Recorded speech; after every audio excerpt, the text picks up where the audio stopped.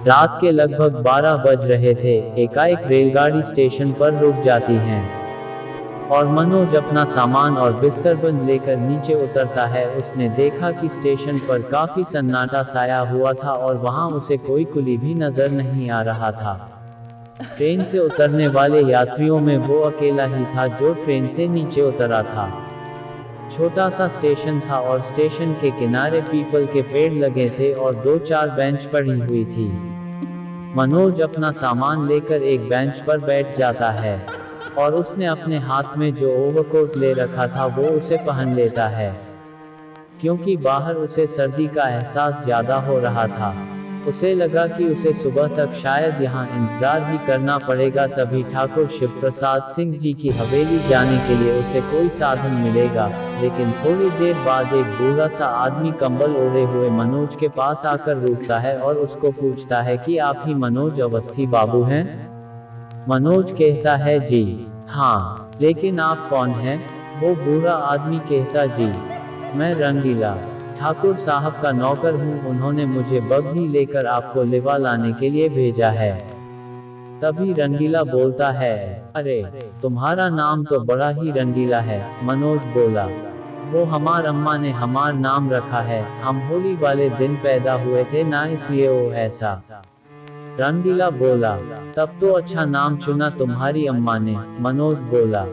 फिर रंगीला ने मनोज का सूटकेस और बिस्तरबंद उठाया और बोला, मनोज बाबू हमारे पीछे पीछे चले आए और फिर दोनों आगे पीछे चलने लगे और कुछ ही देर में वे दोनों बग्घी के सामने आ जाते हैं। सामान रखकर दोनों बग्घी में चढ़ जाते हैं और रंगीला बग्घी चलानी शुरू कर देता है। मनोज ने देखा कि स्टेशन की तरह रास्ता भी बहुत सुनसान था और ऊपर से अमावस की काली रात थी और काला अंधेरा। रास्ते के पेड़ भी भूतों की तरह ही नजर आ रहे थे। पेड़ों के ऊपर बैठे उल्लुओं की आंखें भी चमक रही थी और कई सारे पेड़ों पर चमगादड़ भी उड़ते हुए नजर आ रहे थे। तभी मनोज ने रंगीला से पूछा कि अभी ठाकुर जी की हवेली बहुत दूर है क्या? रंगीला बोलता है, नहीं, बस यहाँ अब लगभग 5 कोस जितनी दूर होगी। रंगीला बोलता है, तुम इसे पास में कह रहे हो और मुझसे तो अब रहा नहीं जा रहा है। तभी मनोज बोला, तो हम यहाँ बग्घी खड़ी किए देते हैं, आप झाड़ियों के पीछे हल्के होकर आ जाइए। रंगीला की इस बात पर मनोज हंस पड़ा। मनोज को हंसता देखकर रंगीला ने परेशान होकर पूछा कि आप हंसे काहे? अरे मुझे हल्का नहीं होना, बहुत तेज भूख लगी है भाई, इसलिए नहीं रहा जा रहा, और फिर इतनी रात को कोई बेवकूफ ही होगा जो इन झाड़ियों में हल्का होने जाएगा। मैं तो कभी ना जाऊं। मनोज बोला, अच्छा तो ऐसा कहिए ना, हमें लगा आपको एक नंबर जाना है। और ऐसे ही वो लोग यूं ही बातें करते हुए चलते चले जा रहे थे।